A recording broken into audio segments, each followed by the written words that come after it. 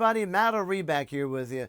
Once again, welcome back to Mob on TV, the official Matt O'Ree Band YouTube channel. If you haven't clicked subscribe yet, please do so. Also hit that little bell icon so you can get the emails on my latest uploaded videos. So we're in the middle of a Tech Talk mini-series that I created, and we're talking about strings and things. Last week we were dealing with Calusin style tuners with split shafts, mostly found on vintage Fenders of the 50s and 60s. So today we're going to deal with the side post hole style tuners found on historic Gibsons and of course vintage Gibsons. So let's jump into it. Okay, we're back with my 2001 58 Custom Shop Historic Les Paul. We're talking about the side hole post style tuners on this. It's going to be a little bit different process than the Fender episode of last week's, but we're going to start with the same process of taking the tension off the strings. So let's go ahead and do that.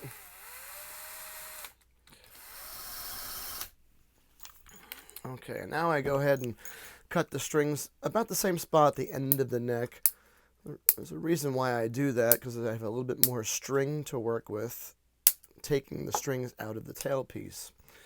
So cutting those strings, now removing the strings from the tuners themselves. Now the tailpiece will slide right off the guitar, and then now I have this extra string where it's easy enough for me to just push them through the tailpiece and take them all out pretty much in one move like that. Be careful when you're doing this too for new Gibson people that the bridge does come off. And if you're doing this on a bed or something like that, or in a chair, remember that the tailpiece does slide off. And it could scratch your guitar if it happens to slide down the top of the guitar. Of course, you want to avoid that. So just like I did with the Fender, again, GHS strings, 11 gauge, 11 through 50 are my preferred sizes that I like. So I count them out again, 11, 15, 18, 26, 36, 50. And then just like I did on the Fender, I like to put all the strings in the tailpiece at once. That way when this is back on the guitar, I'm done with this end of the guitar. Now I'm concentrating on putting the strings through the tuners and threading them up. So let's go ahead and do that.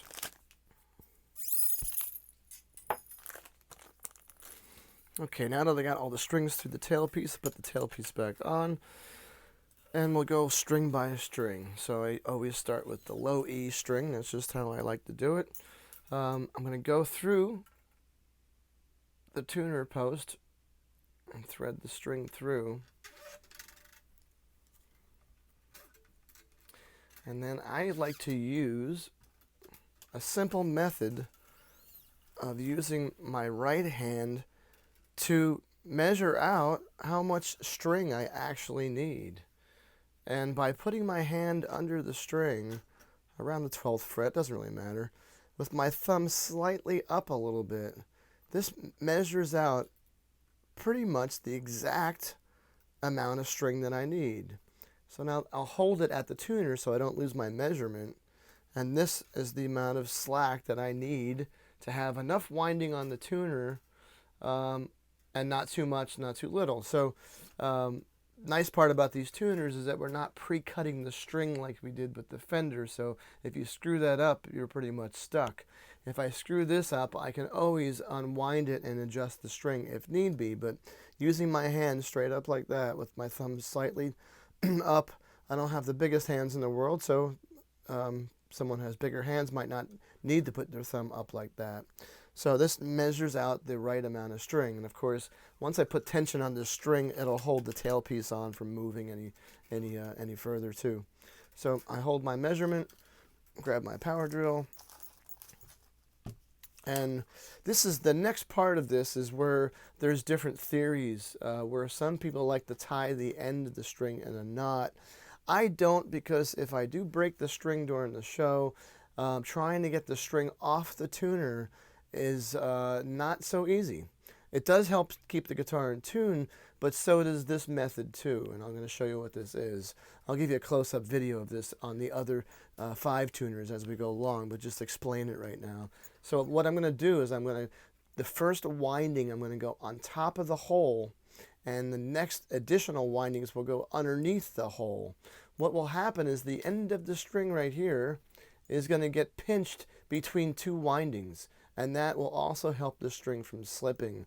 And I've never really had any problems with tuning and staying in tune on gigs with this guitar or any of my Les Pauls, really. So on the first winding, I'm going above the hole, and now I'm going to go beneath the hole. And that's it. So what that does is it, again, pinches the two windings, if these are windings, around the tuner. It pinches the end of the string in there. And it works really well for me. And if I do break a string, if it does happen, this is pretty easy to do that, and it comes right off. So I'm not trying to fight a knot at the end of the string or anything like that. Again, to each their own, whatever system might work for you to help you play consistently and not have tuning problems. Obviously, that's the system that works for you. So this really works for me. I've never had any issues, and I do like it. It's much faster to change the strings than trying to have to cut the string sometimes here and get needle nose here to try to pull the rest of the string off. It's not the easiest thing to do. But again, to each their own. So all right, let me give you the other close-up video of the other 5 strings. Okay, thread up the A string through the post hole. Same routine. Measure out with my hand sticking up, with my thumb sticking up a little bit. Hold the string. Again, first winding goes on top of the hole. The next one goes under the hole.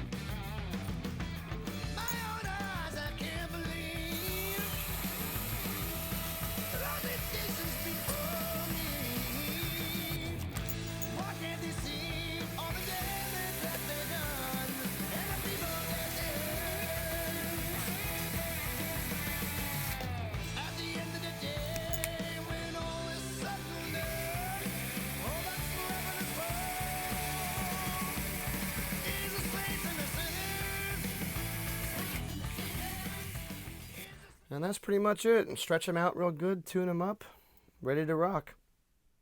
So there we have it, folks. The second part of Strings and Things in the Tech Talk mini-series. Next week, we're going to be dealing with acoustic guitars and bridge pins. Remember, MattoReband.com. Check out our website. Check out our tour dates. We might be in a city close to you. Come out, say hello. Be happy to talk to you. Also, we have new merchandise, t-shirts, hats, mugs, all kinds of stuff on the website. Plus, our free downloads of our new singles at MattoReband.com. Send me some email at info@MattoRe.com.